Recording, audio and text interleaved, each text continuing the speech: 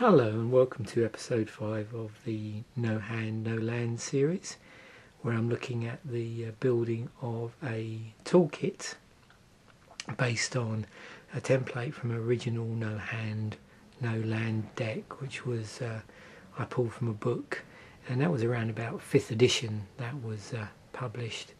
So on this particular episode we're going to be looking at the issue of direct damage and in terms of damage to creatures and damage to players.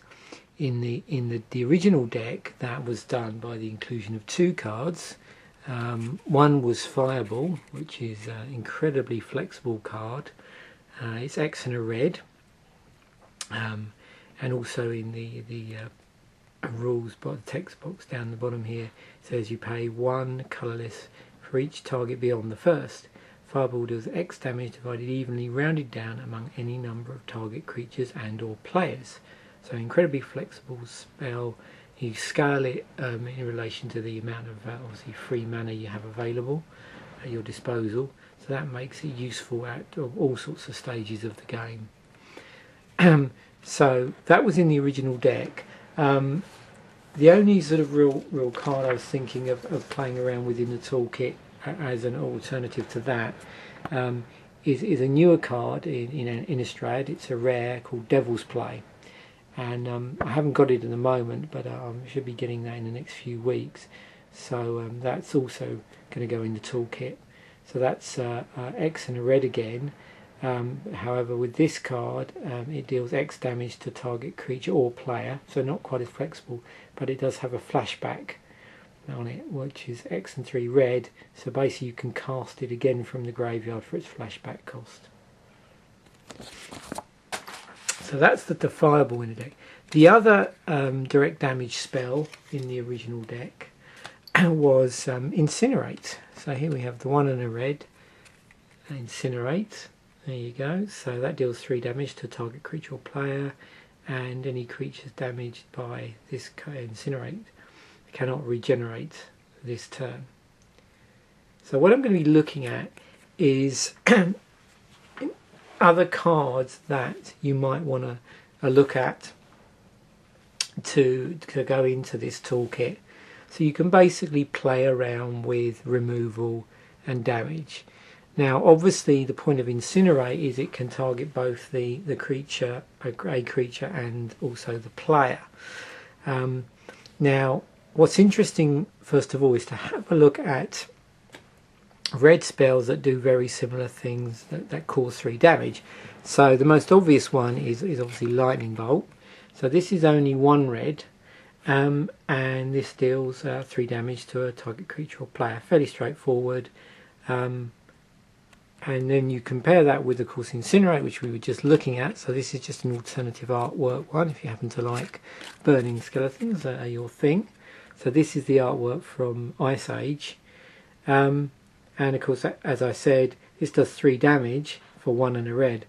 But the creature can't be regenerated this turn. And then even more extreme in terms of what happens to the creature, we have Carbonized. Not surprisingly, it's 2 and a red, so another colourless mana more expensive, and this does 3 damage again to a target creature or player. The creature can't be regenerated, but also if the creature would go into the graveyard, it would be removed from the game, so it's exiling the creature. So those are 3 very interesting cards that are sort of related in what they can do, but each one is slightly more expensive because it has an extra clause in there which is more extreme. So that's some choices that you could sort of exchange with Incinerate. But what I also wanted to just talk about, because it was a good opportunity, is just look at red and black generally as ways of removing creatures. So these again are cards you might want to play around with. Now obviously by using some of these cards, overusing things like Incinerate or Lightning Bolt, you may lose some utility in doing that. But it's just, how you want to play around with the deck and you know, whether you want to go for mono colour builds in the case of say a mono black version of this deck, and what choices you've got open to you. But these are some cards I sort of pulled up. So first up we have probably a card that does more damage but will only do damage to creatures, which is Flame Slash. This is from Rise of the Eldrazi. So this is 1 red, same cost as a Lightning Bolt, but it does 4 damage but only to target creatures. Then you have Searing Blaze. Now this card is 2 red. It does 1 damage to both a player and a target creature that player controls. But if you've had land into the battlefield under your control this turn, it does 3 damage to the player and 3 damage to the target creature. So if you're making your land drops, you've got a deck where you know that's going to happen, then Searing Blaze could be a good option to look at, because it's going to do 3 damage to both the player and a creature. And we've got Brimstone Volley. So with Brimstone Volley, this is even more expensive in terms of the mana cost. So this is 2 and a red. Does 3 damage to a target creature or player. So it's pretty expensive for what is effectively a lightning bolt effect, but has this additional clause in it to do with the keyword morbid. So Brimstone Volley deals 5 damage to that creature or player instead if a creature died this turn. And then we have Puncture Blast, which is also 2 and a red. Now this is interesting because this has a Wither on it. So it deals damage to creatures in the form of -1/-1 counters, and Puncture Blast deals 3 damage to a target creature or player. So again, a more expensive lightning bolt, but it does do it through counters, which could have some interesting actions with, say, some proliferate stuff. So it just gives you something else to think about. And then we have Volt Charge, which is 2 and a red again. Volt Charge deals 3 damage to a target creature or player. So same as Lightning Bolt, but more expensive. But it has Proliferate on it. So this is where any permanents that have, and players that have counters on them, will give them another counter of that kind already there. So that could be poison counters, wither counters, anything like that. -1/-1 counters.